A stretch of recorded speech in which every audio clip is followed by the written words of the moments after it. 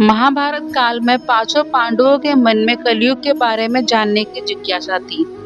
उन्होंने श्री कृष्ण से एक बार पूछा कि कलयुग में मनुष्य कैसा होगा, लोगों के विचार कैसे होंगे और मोक्ष प्राप्ति कैसे होगी। ये प्रश्न सुनकर श्री कृष्ण ने पांचों पांडवों को वन में जाने को कहा। साथ ही ये भी कहा कि तुम जो कुछ भी वहां देखो उसे मेरे पास आकर विस्तार से बताना। श्री कृष्ण का आदेश पाकर पांचों भाई वन गए और कुछ समय बाद वापस आए। फिर एक एक कर पांचों पांडवों ने वन में जो भी देखा था वो सब भगवान कृष्ण को बताया। सबसे पहले युधिष्ठिर ने श्री कृष्ण को बताया कि उन्होंने वन में 2 सूंड वाले हाथी को देखा। तब कृष्ण ने कहा कि कलयुग में ऐसे लोग राज करेंगे जो बोलेंगे कुछ और करेंगे कुछ और। ये लोग दोनों ओर से शोषण करेंगे। उसके बाद भीम ने बताया कि उसने वन में देखा कि एक गाय अपने बच्चों को इतना चाट रही थी कि उस बच्चे का खून निकलने लगा।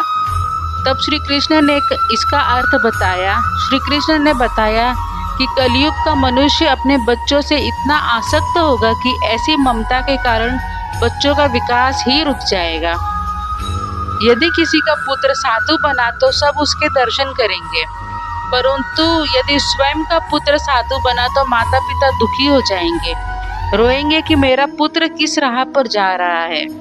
कलयुग में लोग बच्चों को मोह माया और परिवार में ही बांध कर रखेंगे। इस तरह उसका जीवन वही नष्ट हो जाएगा। फिर कृष्ण ने कहा कि तुम्हारे पुत्र तुम्हारे नहीं बल्कि तुम्हारी पत्नियों की अमानत है और पुत्रियां तुम्हारी अमानत है। यह शरीर मृत्यु की अमानत है और आत्मा परमात्मा की अमानत है।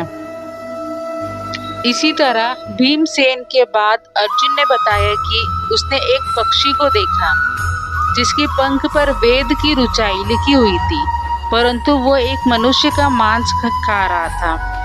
यह देखकर मैं हैरान हो गया।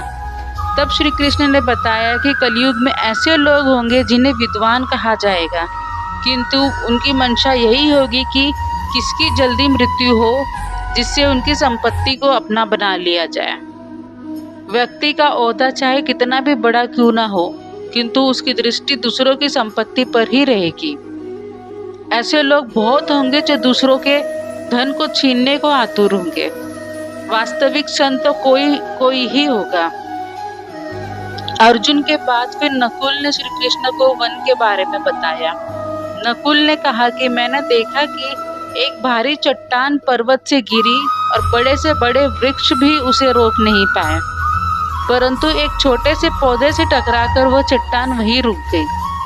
तब इसका अर्थ बताते हुए श्री कृष्ण ने कहा कि कलयुग में मनुष्य की बुद्धि क्षीण होगी, उसका जीवन पतन होगा और इस पतन को धन या सत्ता के वृक्ष रोकने में सक्षम नहीं होंगे, किंतु हरि नाम रूपी एक छोटी बल्कि परमात्मा का प्रभाव होगा।